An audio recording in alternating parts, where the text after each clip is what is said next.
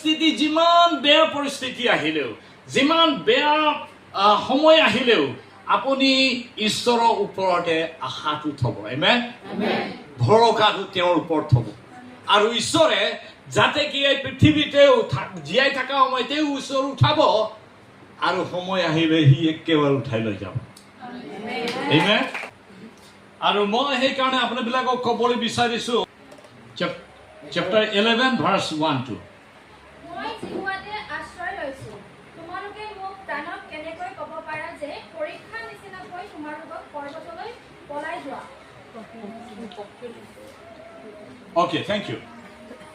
মই লাহে লাহে আপোনাবিলাকক পঢ়িবলৈ দিম আৰু তাৰ ওপৰত কম ইয়াত কৈছে ইংলিছত in the Lord I put my trust তাৰমানে in the Lord ডেভিডে কৈ আছে প্ৰভুত মই ভৰসা থলো Hallelujah. Hallelujah. Praise the Lord. Praise the Lord. In the Lord I put my trust. প্ৰভুত মই ভৰসা থলো কৰিবা দাউদে হি কৈছে in the Lord বাকি একো বস্তুত নহয় কিন্তু মাত্ৰ প্ৰভুতে মই মোৰ ভৰসা থলো not in money not in people not on strength মানুহৰ বলত নহয় ঈশ্বৰে কৈছে বলেৰে নহয় শক্তিৰে নহয় কিন্তু মাত্ৰ তোমাৰ আত্মাৰে praise the Lord মই আপোনালোকক এই বস্তু জনাবলৈ বিচাৰিছো আপোনাৰ জীৱন এই পৃথিৱীতে জীয়াই থকা মানে কিমান বস্তুৰ লগত আমি জড়ি আছো কিমান বস্তুৰ লগত আমি লাগি আছো কিন্তু আমাৰ ভৰসাটো কাৰ লগত আছে সেইটো কথা Amen. Amen. দাউদে কৈছে in the Lord I put my trust.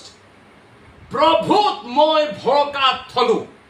Praise the Lord. Praise the Lord. এতিয়া প্ৰশ্ন আছে আপোনাৰ বিলাকৰ আপুনি যে ইয়াতে আহে আৰু ঈশ্বৰৰ বাক্য শুনে আপোনাৰ ভৰসাটো ক'ত আছে কোনোবা বিজনেছত কোনোবা ধন দৌলতত কোনোবা গিৰেক ঘৈণীয়েকত কোনোবা নিজৰ বিউটিটোৰ ওপৰতে ভৰসা কৰে Hallelujah. বহুত বস্তু আছে আপুনি নিজে বুজি যাব বহুত মানুহবিলাক আছে বাইবেলে কৈছে কিন্তু দাউদে কৈছে স্পেসিফিক্যালি কৈছে ডাইৰেক্ট কৈছে in the Lord I put my trust মই প্ৰভুতে মাত্ৰ নিজৰ ভৰসা থলো এতিয়া লাভ কি আপুনি গম পায় গীতমালা 118 verse 8 নেকি বাইবেলে কৈছে যে মিডল সেন্ট্রাল স্ক্ৰিপচাৰ হয় বাইবেলত সেন্ট্ৰাল স্ক্ৰিপচাৰ নেকি বাক্য আছে ইয়াতে তাতে কি কৈছে অলপ চাওকচোন 118:8 মানুহত ভৰসা ৰখাতকৈ জিহুৱাত আশ্ৰয় লোৱাই ভাল Amen. Amen Praise the Lord.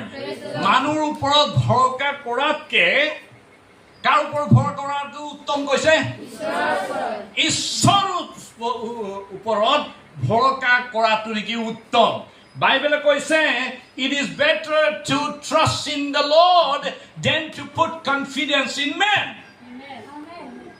Proverbs chapter 3 verse 5 লিখা আছে কোনোবা পঢ়ি দিয়া তুমি সমস্ত মনেৰে সৈতে জিহুৱাত ভৰসা কৰা তোমাৰ নিজ বিবেচনাত তুমি নিৰ্ভৰ নকৰিবা Hallelujah.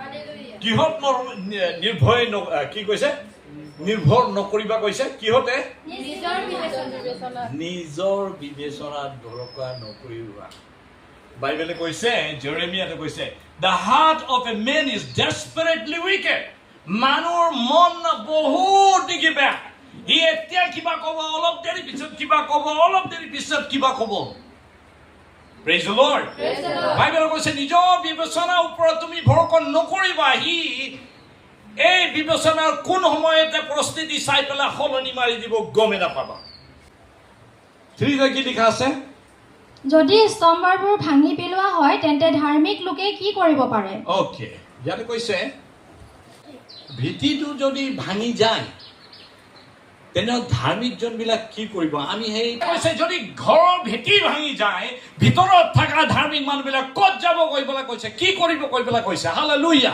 Hallelujah. Praise the lord কিন্তু ইয়াতে কৈছে if the foundation is broken, এই ফাউন্ডেশনটো কি হয়? এই ভিত্তিটো কি হয়? ভিত্তি মজবুত থাকিলে দেখোন তাৰ ওপৰত ঘৰ বনাব পাৰে, হয় নহয় কওকচোন? কি কৰিব? এই ফাউন্ডেশনটো কি হয়?